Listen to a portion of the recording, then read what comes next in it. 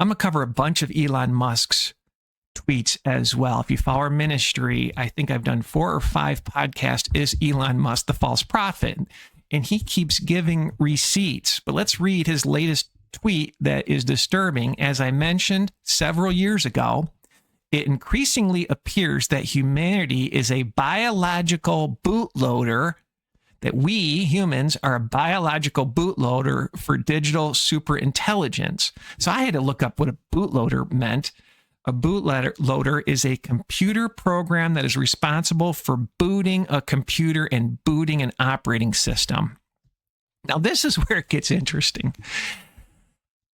I'm going to play a video from mainstream news that for some reason, this gentleman on the left, this news anchor, is really trying to say that Elon Musk did not plan on linking Twitter with artificial intelligence. And he uses the word, is Elon the Messiah? But he's really trying to defend that Elon wasn't smart enough to connect artificial intelligence to Twitter. Folks, it's all a script. We're dealing with actors. Without government contracts, Elon would not have businesses.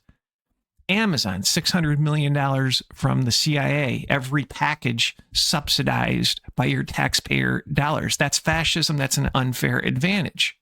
Is it convenient? Sure, but it's a search. Amazon is a search engine. Not to mention Alexa. We've covered Amazon at length. But of course, Elon and his handlers had this as a strategy. When I was in business, we would have to do a 3 to 5 year strategic plan and present it in front of the board. So companies look forward. My understanding too, doing business in Japan, they look 10, 20, 25, 50 years out with their strategic plans. And then it's rumored the Illuminati, these Satanists, go out hundreds of years. So of course, this is a strategy, but I just thought this was fascinating. Let's roll it. Elon Musk's XAI has now acquired X in an all-stock transaction. Values XAI at $80 billion and X at $33 billion. In a post on X, Musk saying, quote, XAI and X's future are intertwined. Today, we officially take the step to combine the data, models, compute distribution, and talent. This combination will unlock immense potential. Joining us right now is Rich Greenfield. He's the co-founder and partner at Lightshed Partners. Good morning to you. Hi. What do you make of this? What do you think really led to it? Well, I mean, part of me, Andrew, sort of believes that this was sort of always the plan, that this was sort of, everyone sort of wondered, like, why is Elon buying X? Like, why does he want to own Twitter? What is this really about? And I think as you look at sort of the AI arms race that is really unlike, if you look at the capital that's being spent and how intense the competition is between OpenAI and Google and Anthropic and X and Meta, this is an arms race of epic proportions. Here's Elon. He buys Twitter, has this incredible source with hundreds of millions of people creating exclusive data, information that flows through X every day. Sure, Threads exists and Blue Sky exists. Think of singularity. Think of this hive mind, especially when the mark of the beast gets implemented, feeding the beast. And Elon said with his own words, XAI could be our new god on a Jordan Peterson show. We've covered that within our series, Is Elon Musk the False Prophet? Bringing fire down from heaven with his rockets. So many different proof points, trying to turn X into this financial platform where you can't do anything unless you're tied to X. Right. But none of them have caught on. Rich, like you're Rich, there, I need but to no stop. one's really I need to stop you just so we're on the same page and we're looking at the same set of facts. And I'm a big fan of a lot of the things that Elon has done. But let's just go backwards and go through the history of this, because you're making this out as if this was the original plan. And I just would recite to you what actually happened in reality, which was he wanted to buy X. At the time, said it was because it was a town square that he wanted to create a sort of a full town square where all sides could speak political sides. That was the original intent. And at the time also said that he thought it could become a financial services company. That's what he said publicly at that time. He then decided actually that he didn't even want Twitter at one point. and actually went to court to try to avoid having to buy Twitter. So the idea that this was preordained from moment one is a little bit of a stretch, I think. Preordained, interesting term. Okay, then he gets it. The value drops precipitously, just what it was because of advertising and the like.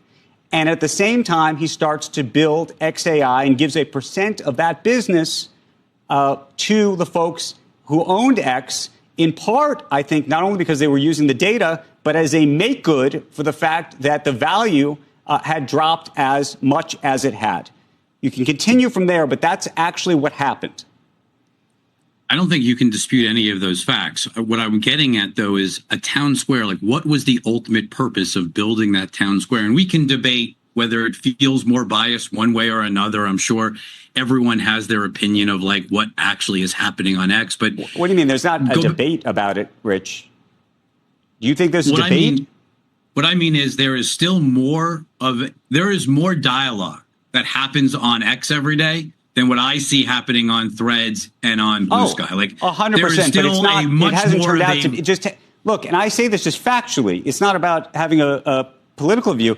It hasn't turned out to be what I think the original intent was. You agree with that? I would agree with that. Okay. I just want to keep the facts, because when we started this conversation, it sort of went into this other place as if you were suggesting this was sort of the plan from moment one, and that he was the Messiah. And by the way, he may be the Messiah. He may be the Messiah. Did you hear this? What they're hinting at? Personally, I think he could be the false prophet. We're just keeping the light on him. It's saying it didn't happen that way. I'm just saying we all were wondering, why did he want to buy it? Sure. Did he want to get out of it? And remember, we were on CNBC talking to you why he wasn't going to be able to abandon the deal, that there was no way out. But I don't think he actually wanted out as much as he wanted a much lower price. He realized he was massively overpaying, and that's Elon's mistake, and that's his problem. But the idea of having a global town square, having all of this information where, look, Andrew, I know agree. I'm just saying Rich, all I'm suggesting is it was a pivot. I'm saying I don't believe, and I don't think you believe, maybe you do, that the original intent was an AI-focused intent, that he was going to hoover up all this data, that was the reason he was purchasing it. And I don't believe if you go back at all within the first 12 months of the purchase before or after, that was part of any of the discussion. We weren't even talking. I mean, OpenAI hadn't even broken onto the scene. We weren't talking about AI at that point. That's my point. However, we played somebody from the military industrial complex that said the military has had artificial intelligence for many, many years. And then we even played a cartoon or a video game talking about it with their predictive programming. So I'm not buying that Elon didn't know anything about artificial intelligence. I'm just not buying it. This is a script. This is a Luciferian strategy for you to feed Twitter, and ultimately with biodigital convergence, when the mark of the beast hooks you up to this hive mind, it'll allow AI to be all-knowing. What is inside Elon's brain and what was really going on is something that we're never going to really know. What we do know, Andrew, is that going back to that original why Twitter, why X, was because it had incredibly unique information that couldn't be found anywhere else on real-time conversation all around the world, and had failed to live up to its potential under prior management. That's the facts.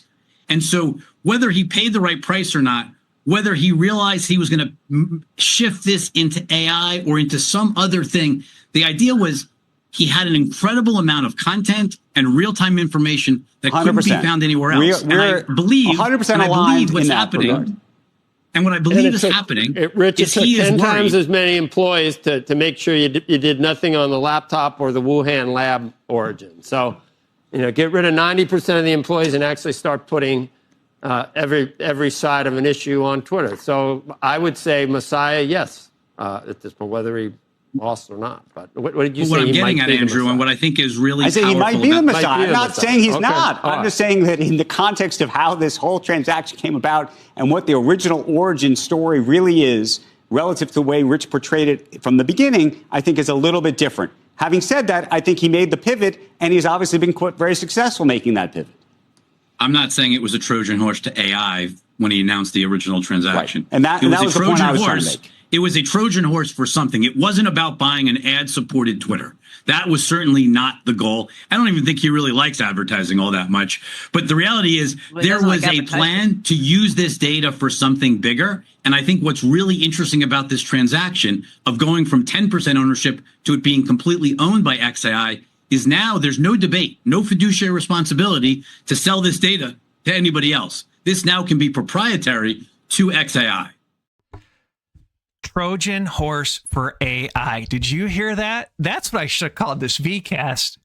That was deep, and I missed that listening to the podcast. An AI Trojan horse blows me away.